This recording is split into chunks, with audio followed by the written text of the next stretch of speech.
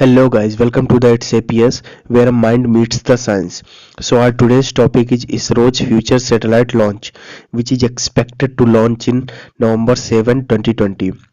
India ने अपनी last satellite launch 17 जनवरी 2020 को की थी, जिसका नाम था GSAT-30, जो इंडिया द्वारा लॉन्च की गई 109वीं सैटेलाइट थी और इस सैटेलाइट को Ariane-5VA-251 लॉन्च व्हीकल के द्वारा लॉन्च किया गया था। इसी क्रम में इसरो अब पैंडेमिक के बाद अपनी अगली सैटेलाइट लॉन्च करने के लिए तैयार है। तो चलिए जानते हैं इसरो द्वारा लॉन्च की जाने वाली इस सैटेलाइट के बारे में कि यह सैटेलाइट किस तरह से काम करेगी, वह किस तरह से इंडिया के लिए उपयोगी होगी। तो और इस सैटेलाइट की स्पेसिफिकेशन क्या-क्या है, तो चलिए लेट्स स्टार्ट द वीडियो। पर उससे पहले अगर आप चैनल पर फर्स्ट टाइम आए हो तो चैनल को सब्सक्राइब कर लेना, ताकि आपको आने वाली वीडियोज की नोटिफिकेशन मिलती रहे।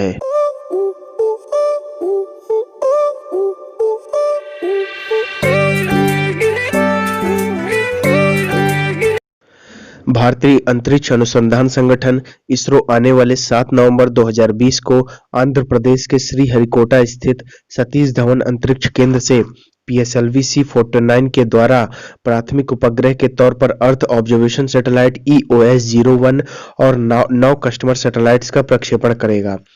कोविड-19 लॉकडाउन के मार्च महीने में लागू होने के बाद से इसरो का यह पहला प्रक्षेपण है।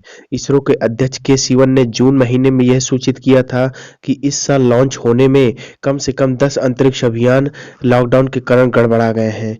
यह प्रक्षेपण आने वाले 7 नवंबर 2020 को दोपहर 3:02 के लिए निर्धारित है। यह प्रक्षेपण कार्यक्रम मौसम की स्थिति को ध्यान में रखते हुए निर्धारित किया गया है। EOS-01 सैटेलाइट एक ऐसी अर्थ ऑब्जर्वेशन सैटेलाइट है जिसका उद्देश्य कृषि और वानिकी और आपदा प्रबंधन में अनुप्रयोगों का समर्थन करना होगा।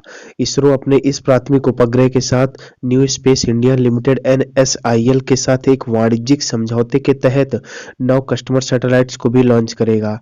यह इसरो के ध्रुवीय उपग्रह प्रक्षेपण यान का 51वां मिशन होगा।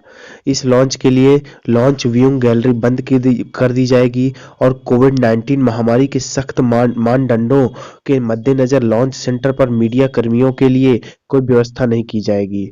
जून 2020 में इसरो के अध्यक्ष के सिवन ने यह कहा था कि इसरो अपने मिशनों पर लॉकडाउन के प्रभाव का आकलन करेगा। उन्होंने यह भी साझा किया था कि कोविड-19 महामारी के कारण उनके सभी मिशन गड़बड़ा गए हैं। उन्होंने यह भी कहा कि कोविड-19 महामारी से निपटने के बाद भी उन्हें ऐसा ही एक आकलन करना होगा। EOS-01 earth observation reset satellite का एक एडवांस्ड सीरीज है। इसके सिंथेटिक आर्चर रडार SAR में किसी भी समय और मौसम में पृथ्वी पर नजर रखने की क्षमता है। यह सैटेलाइट बादलों के बीच भी पृथ्वी पर नजर रख सकता है। इस सैटेलाइट से भारतीय सेना को काफी मदद मिलेगी। सैटेलाइट की मदद से चीन समेत सभी दुश्मनों पर निगरानी रखने में भी आसानी होगी। इसके साथ ही सैटेलाइट का इस्तेमाल खेती, फॉरेस्ट्री और बाढ़ की स्थिति पर निगरानी रखने जैसे सिविल एप्लीकेशंस के लिए भी किया जाएगा। इस मिशन के तुरंत बाद इसरो दिसंबर में GSAT-12R कम्युनिकेशन सैटेलाइट को PSLV C-50 रॉकेट से लॉन्च करने की योजना बना रहा है।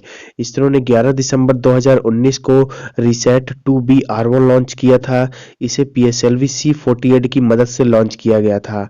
यह एक सर्विलांस सैटेलाइट थी। वहीं इसी साल 17 जनवरी को GSAT-30 को यूरोपियन स्पेसपोर्ट फ्रेंच के द्वारा लॉन्च किया गया था। भारत की इस बड़ी कामयाबी से पड़ोसी देश चीन और पाकिस्तान सकते में हैं। इस सैटेलाइट से भारतीय सेना को काफी ज्यादा मदद मिलेगी। दिन रात हर मौसम में सेना को दुश्मनों की गतिविधियों का पूरा पता चल सकेगा। इसकी मदद से भारतीय सेना चीन और पाकिस्तान की हर हरकत पर नजर रख सकेगी। सबसे बड़ी खास बात यह है कि इस सैटेलाइट के जरिए भारतीय सेना LAC line of actual control और LOC लाइन ऑफ कंट्रोल पर भी नजर रख सकेगी। इसके अलावा इसका उपयोग भी और कई कामों के लिए किया जा सकेगा, जैसे बाढ़ जैसी आपदाओं का इसका बेहतर इस्तेमाल हो सकेगा। अब जानते हैं कि PSLV जिस रॉकेट के द्वारा इस सैटेलाइट को लॉन्च किया जाना है, वह PSLV रॉकेट क्या है। PSLV रॉकेट को पोलर सैटेलाइट लॉन्च व्हीकल के नाम से जाना जाता है। भारतीय अंतरिक्ष अनुसंधान संगठन इंडियन स्पेस रिसर्च ऑर्गेनाइजेशन द्वारा संचालित एक प्रक्षेपण प्रणाली है, जिसे भारत ने अपने सैटेलाइट को प्रक्षेपित करने के लिए विकसित किया है। पीएसएलवी छोटे आकार के उपग्रहों को भू-स्थिर कक्षा में भी तेजी से भेजने में सक्षम है।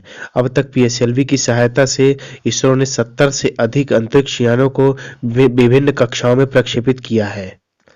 भारत विज्ञान के क्षेत्र में निरंतर प्रगति कर रहा है और कई मामलों में अपने आप को साबित करके भी दिखाया है। चाहे वो मंगल की कक्षा में पहली बार में ही अपना ऑर्बिटर स्थापित करना हो या चांद पर रोवर या लैंडर भेजना हो, हर मामले में इसरो दुनिया के समस्त देशों से आगे रहा है।